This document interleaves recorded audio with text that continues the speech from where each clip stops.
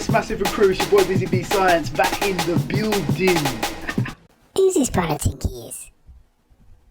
And this video is in response to the video I just uploaded recently regarding the clipping and stuff, and I wanted to cover something real quick that KCat80 commented on the channel, and he said, thanks for covering this. I've been pulling the master down rather than actual individual tracks, but I didn't realise this could be a problem. What's the main difference in the file?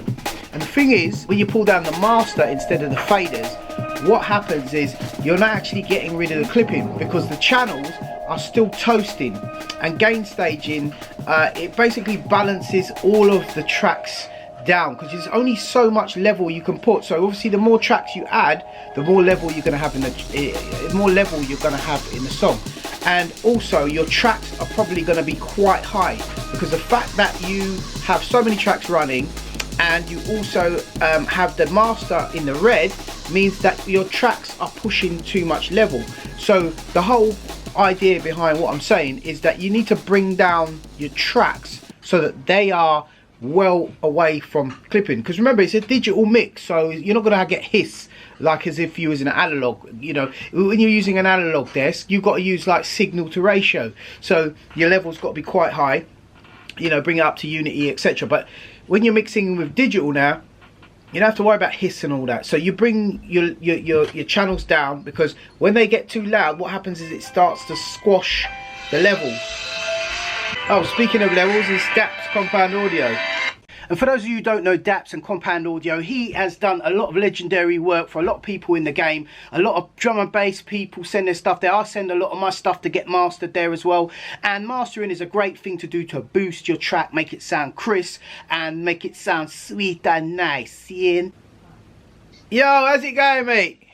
Yes, mate. What was saying? Yeah, all good, man. All good, all good. I literally just recording a video because someone asked on the channel, right? They said they goes, what if they turn down the master and they don't turn down the tracks? Yeah, what's the difference in the sound of the mix? So if you bring your channels down, yeah, then at the end of the day, the master channel will be left sort of unclipped. Right, exactly. Yeah, that's the whole point what I was saying, because they were saying, like, if my mix is toasting and instead of bringing down the channels, I bring down the master, all you're doing is pumping out a distorted mix but a lower signal from the master, right? Yes, exactly. Right. So yeah, So what you want to say to them is, rather than having your mix toasting into the master out, set up a pre-master bus channel, so everything's going into that, then that one channel goes into the master. Right. And that way you can turn that channel down before it hits the master. Right, got ya. So guys, I'm going to take you back quickly. DAPT has a pre-mastering checklist that he supplies with his customers with before they send mixes to him to be mastered, and it's got some really cool tips in there which I want to share with you today. I'll put a link to the PDF in the description. And also contact details for DAPT if you want to get your stuff mastered there. And also guys, if you like the content that I'm creating, please consider becoming a patron. I've got over 15 Amiga production videos on there at the moment, which is exclusive to the patrons. By becoming a patron, you not only help the channel and support it, you also help to take away some of the financial burden of everyday life for me, so I can spend more time here creating videos for you guys.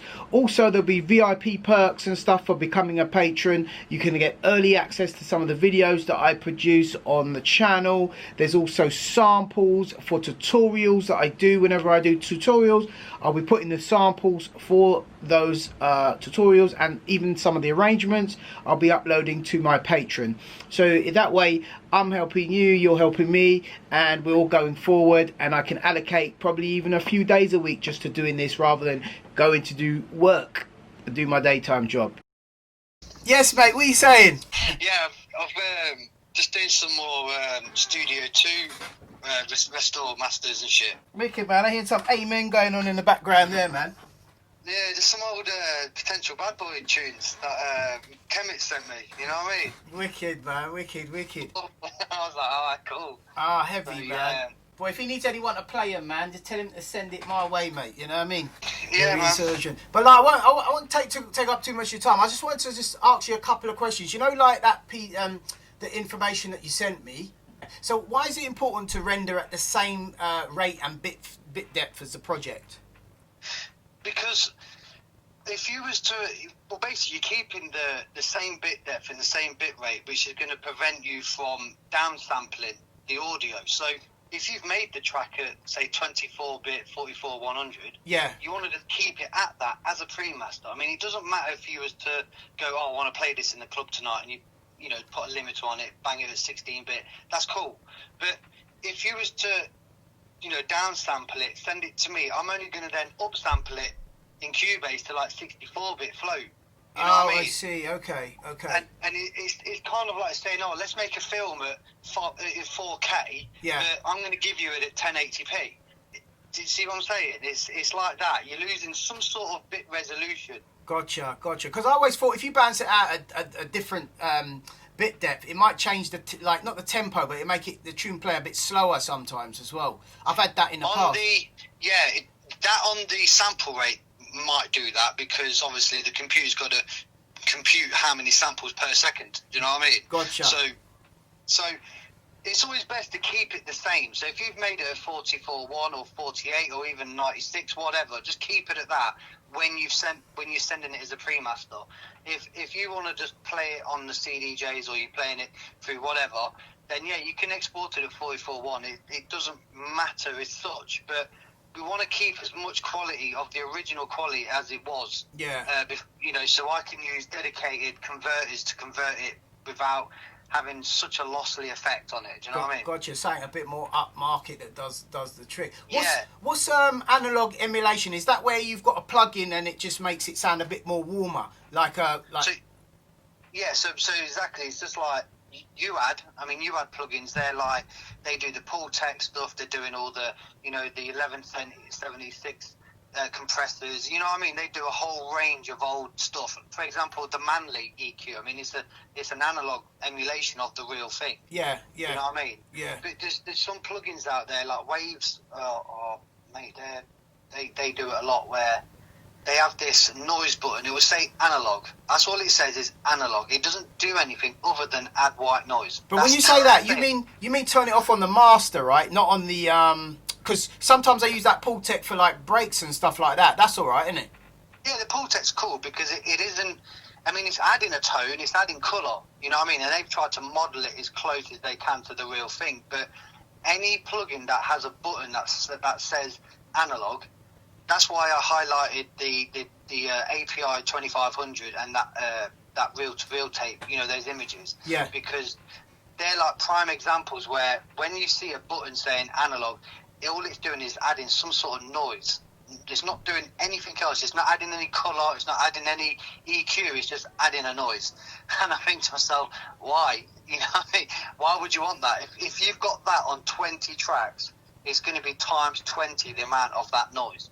Gotcha. You see what I'm saying? So this is also why I say give me a pre-master with a bar of silence at the start, or at least 4 bars of silence after the track's finished. So if you have got this noise going throughout the whole tune, I've got a perfect bar of it that I can run a noise profile over. Then that noise profile will generate like the actual profile of the noise, and then I can phase reverse it, and it will cancel it out throughout the whole tune. That's deep, bruv. That's what I'm saying. So you know, Waves has got a sick denoise, but I tend to use ozone. What is it? Isotope? No, sorry, ozone 7. RX7. RX7. I'm shot, mate. My head's shot at the moment. What's Diver as well? What does that do?